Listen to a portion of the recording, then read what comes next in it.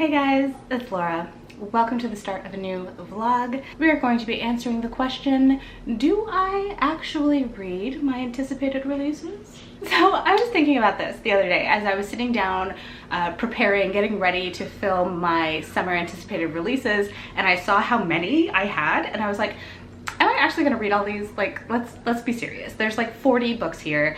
I need to be focusing on the books on my shelf. Am I actually gonna get to any of these?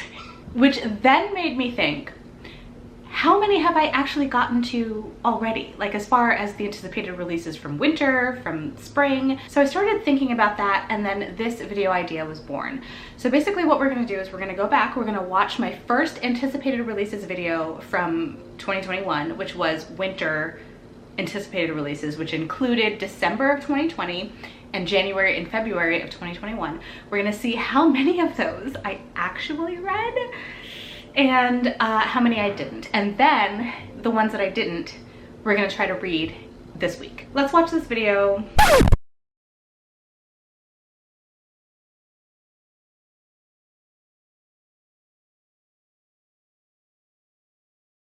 So I talked about 15 books in that video, and out of those 15 books, I've read 7 of them. It's better than I thought it would be. Let's just say that. I've read half of the ones that I was highly anticipating, and we can see that I've kind of lost interest in some of them, but some of them I'm still very excited to read. So I think what I'm gonna do is I'm gonna start with the graphic novel. Like I said, I'm already in the middle of A Court of Silver Flames, which is one of the books on this list. And then we'll move on to the graphic novel, which is Spell on Wheels Volume 2. It's the next day, and I have started and finished a book.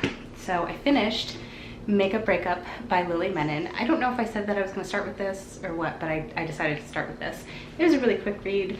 I'm a little bit disappointed. Actually, I haven't yet put it through CallPile, so I don't know what rating I'm gonna give it. Maybe a 3-star. To be honest, I was pretty bored throughout most of this, like a good 60% of it, and it wasn't until like that 60-70% mark where something tragic happened and it tugged on my emotions. It really did. It made me cry, but I think it was more so like emotional manipulation than me actually caring about these characters, because I just didn't care. I don't think I explained what this was, but basically we're following Annika Dev, and Annika has this app in development called Makeup. It has this smart technology that like learns your speech patterns and cadence and stuff, and you have the app open when you're trying to work on your relationship with your partner, and it helps you to like communicate better with your partner and explain what you want to say. It alerts you when your tone is off, or like I'm not explaining it well, but like it's a really cool concept. The male main character in here is Hudson Craft. Hudson is this guy that she had this fling with back at this like summer conference, and it ended and she thought, she'd never see him again. However, he created this app called Breakup, which is basically like Uber Eats, but for breakup. So basically you can open the app and order a breakup. So this person will come out and inform your significant other that, yeah, so-and-so is breaking up with you, this is why, goodbye. Which really sucks. So she's been seeing him everywhere. His app has been getting a lot of buzz, and like he's been on magazine covers, and she hates him because of this, and she hates the app and the concept of it. She feels like he stole her idea and like gave it this horrible twist.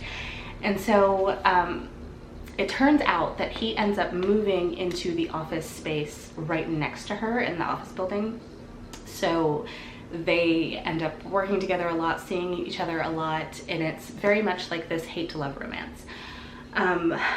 And it was just boring. It was not all of it was boring. Like I said, at that like 70% mark, it really picked up. I felt things, and ultimately I thought it was cute, and like the relationship was fine, but I wasn't really pulling for them as a couple. I wasn't really emotionally invested in them, either one of them, as their own separate people. I really liked the main character, Annika, and I liked her relationship with her dad and stuff like that, but I didn't really connect. I didn't connect. So it's probably gonna end up being like a 3-star, and I'm sad about it. I'm kind of disappointed, but it was just fine. Like, nothing wrong with it. The writing is great. I didn't connect. It didn't give me the feels that I wanted. So anyway, that's one book down for this vlog. I think the next book I'm gonna pick up is A History of What Comes Next by Soleil Nouvelle. So this is the historical sci-fi space race book. I don't know what to expect with this, but I know that I've loved Soleil Nouvelle's books in the past, so I'm hoping that I'll love this one too. I just downloaded the audiobook from Scribd, so I'm gonna listen to it that way.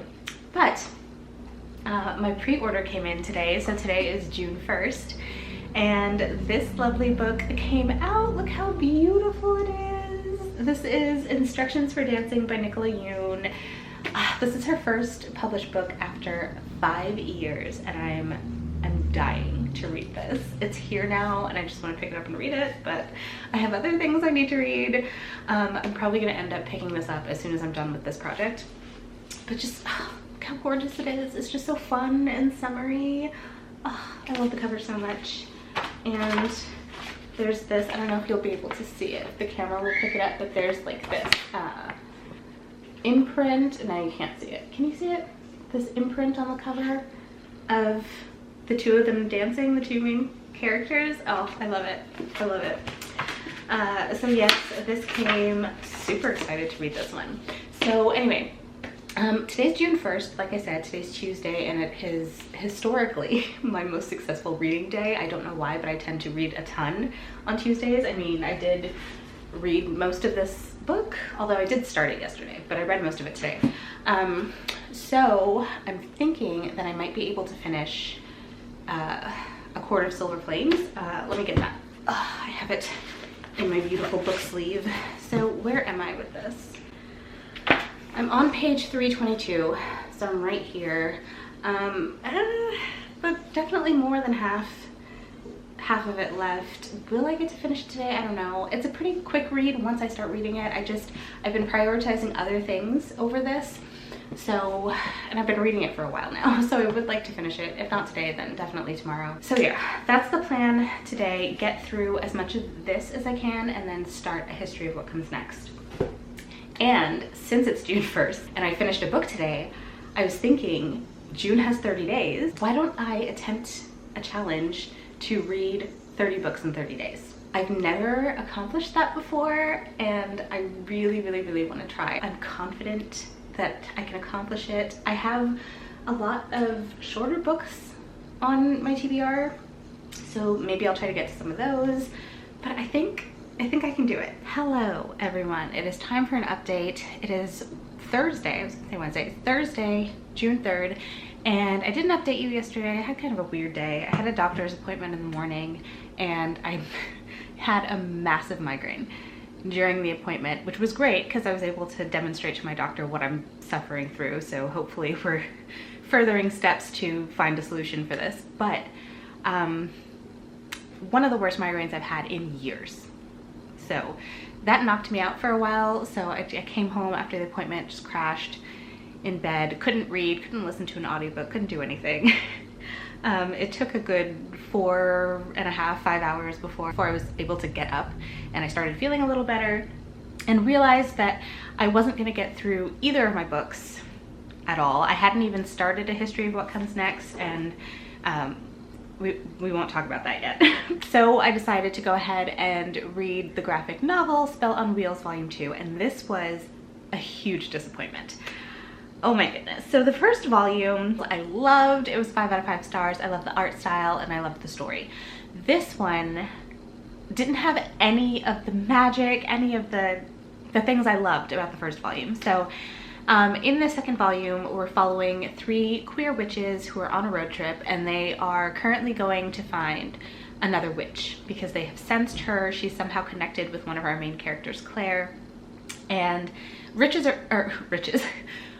are very rare in this world. So they definitely want to go find her, see if they can help her or bring her into the coven. That's the basic plot, and there's a lot of things that happen with that. However, I didn't like it. I didn't like it at all. I thought it was so bad. Like, there was no character growth, no character development.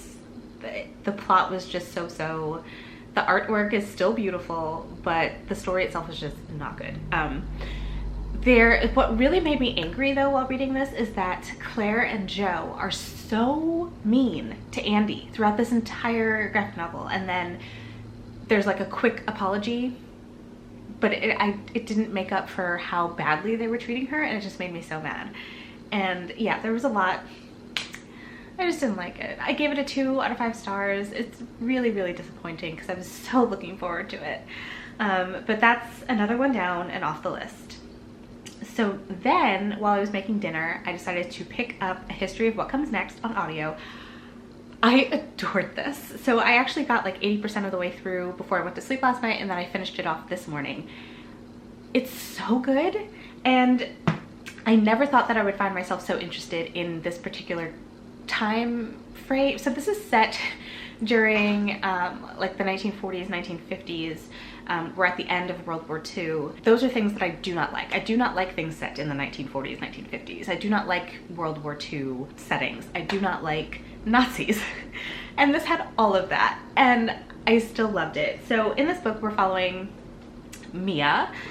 Mia is the main character, but we're really following like a generation of women who have been shaping humankind throughout history and pushing them towards the stars, getting them there however they can. And so because this takes place right in the dawn of rocketry, it's all about that. It's all about rocketry. It's all about getting humans to space.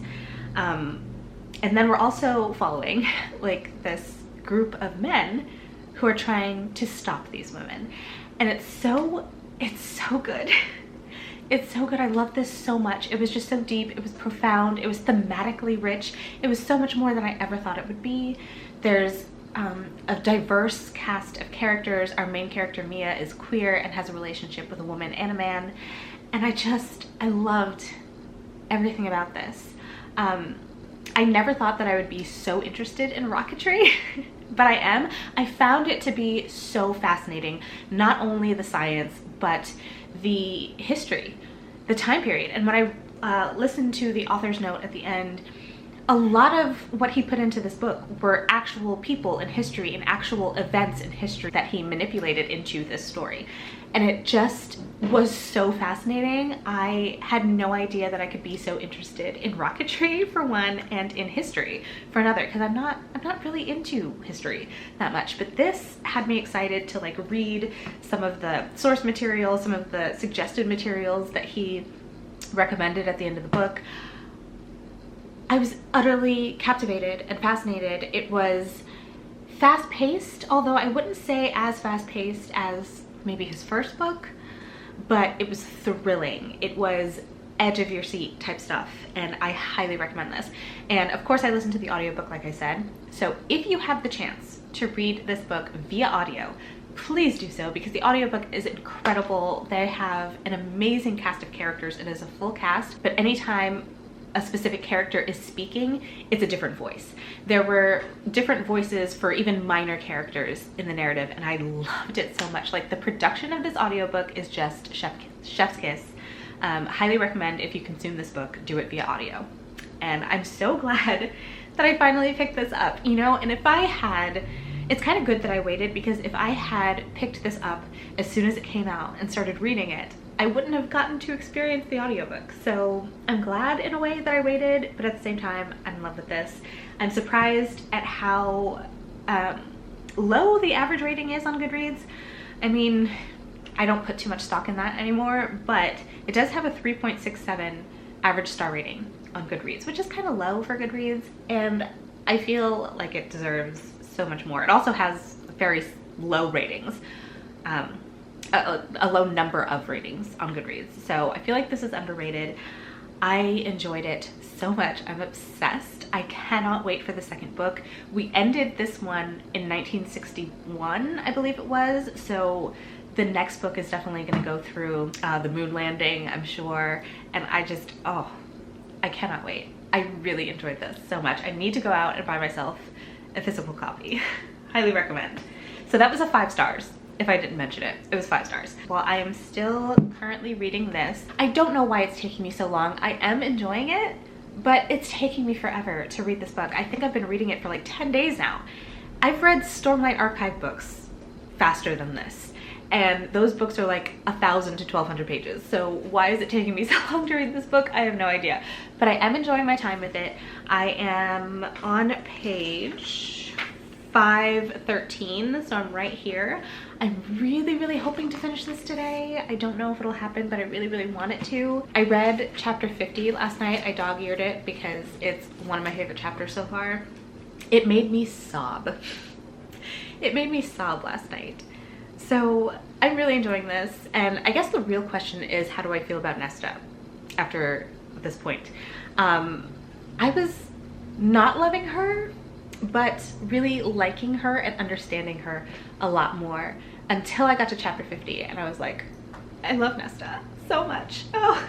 And I think the next one I'm gonna pick up is The Initial Insults by Mindy McGinnis. I can never say her name, it's just my mouth won't do it.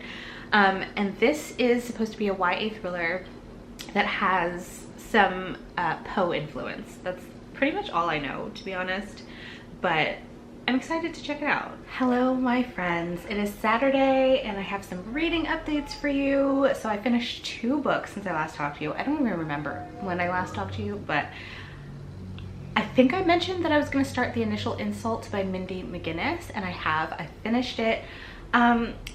This was very disappointing. So I knew that this was a horror, a YA horror that had some Edgar Allan Poe elements in it. I didn't realize that it was actually a Cask of Amontillado retelling, which is very interesting. If you don't know about that story from Poe, it is about 2 best friends, and one friend believes that his friend insulted him in some way, and so he decides to get revenge by like mummifying him in a brick wall and bricking him in alive.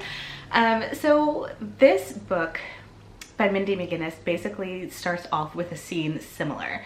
We have Tress and we have Felicity, and Tress believes that Felicity has some information or some secrets that she's been keeping about what happened to her parents years ago, and so she decides to, you know, brick her in alive if she doesn't give her the answers that she wants. So we start off with that scene, and then we kind of get flashbacks to the beginning of the relationship, how it got started, and what went wrong along the way. So, what didn't I like about this? So much. I mean, it just was all over the place. There were a lot of threads in the story that just didn't connect. We get a multiple perspective from both Tress and Felicity's point of view, but then we also get this random point of view from a cat, a Black Panther, I shit you not, who speaks in verse. And I have no idea what is going on there, but I do notice a lot of different Poe influences and references. So like the Black Panther that we get a perspective from, maybe a reference to The Black Cat by Edgar Allan Poe. We also get a little bit of Fall of the House of Usher. We have a lot of names that are directly taken from Poe works. So I love all of the Poe influences, but everything else just didn't work for me. There was just a lot of high school drama and kids doing drugs and drinking, and like I'm so uncomfortable with that. And I don't know if it's my age, like I'm old and I'm a mom, and it just makes me very uncomfortable when reading about kids and teenagers doing drugs and drinking and getting high, and like I'm concerned, you know what I mean? And I know that these things happen in real life. I know that. I almost thought about DNFing it, but the thing that kept me going was the overall mystery of like what happened to Tress's parents. But we kind of got that answered by the end of this book, mostly. And I got to the end of this book and was even more mad that it's a duology. Like, are you kidding me? So we get to the end of the book and there's a freaking huge cliffhanger. I thought this was a standalone. I had no idea that it was a series, so that pissed me off because I was like, you know, like I suffered through this book and I really don't want to continue on to find out what happens, but at the same time I'm kind of curious, so I don't know what I'm gonna do. But I gave it 2 stars. Just really didn't work for me. It was all over the place. I don't know what the author was trying to do. Tonally, it was not what I was expecting, and that's fine, but the tone kept shifting back and forth. But you guys, I have a surprise. Are you ready? I finished A Court of Silver Flames by Sarah J. Maas. Finally! It took me 12 days to read this book. I finally finished it. I loved it. I loved the romance. I loved the steaminess. I loved the plot, although there was little of it. But I enjoyed everything about this, and I gave it a 5 out of 5 stars. Hey guys, so it's been a while since I last updated you. I can't even remember the last time I updated you, but it is Tuesday now of the next week. So it's been a couple days. I've had a weird stressful weekend with minor medical emergencies. Don't worry, everyone's fine right now, but yeah, it was just a stressful weekend. So I think I'm just gonna wrap up the vlog right now. I do have a reading update. However, I did finish Game Changer by Neil Shusterman on Sunday, I think it was. This is a very interesting book. It felt somewhat different from things that he's done in the past. So in this book, we're following Ash. Ash is your typical all-American boy. He's white, privileged, straight cis boy, and he goes on this journey basically to recognizing his privilege and coming out of his ignorance. But I can see how this can be a very polarizing book, and I can see how people would absolutely hate this or find it problematic. So I'm excited for more people to read this. I think it's very interesting, and I would love to have discussions about it. But so we're following Ash, like I said, and he is a football player. He ends up taking a hit on the football field, and it changes everything. That hit changes everything. He starts to notice small little changes around him. Like first, stop signs are no longer red, they're now blue. And everyone around him is like, yeah, they've always been blue, but he knows that they haven't. And just little changes like that, like his relationship with his brother is slightly different. And it starts off with little changes, but each time he plays a game and he takes a hit, things change even more until they're dramatically different. And so Ash gets to experience these different worlds where things are so different. He, because of circumstances, I don't want to give too much away, discovers or gets to experience life as a woman in an abusive relationship and as a gay man. And he has a black best friend who once again is the one to point out his privilege. And I think, I mean, it's somewhat realistic, right? Because a lot of people in similar situations don't realize their privilege until other people point it out for them. So I thought this was interesting. It's all about learning empathy and realizing that surprise the world is a very unjust place for certain people, and how important it is not to live your life in ignorance. And I think that the overall message of the story was really great. It definitely wasn't perfect. There were some things that could have been done better.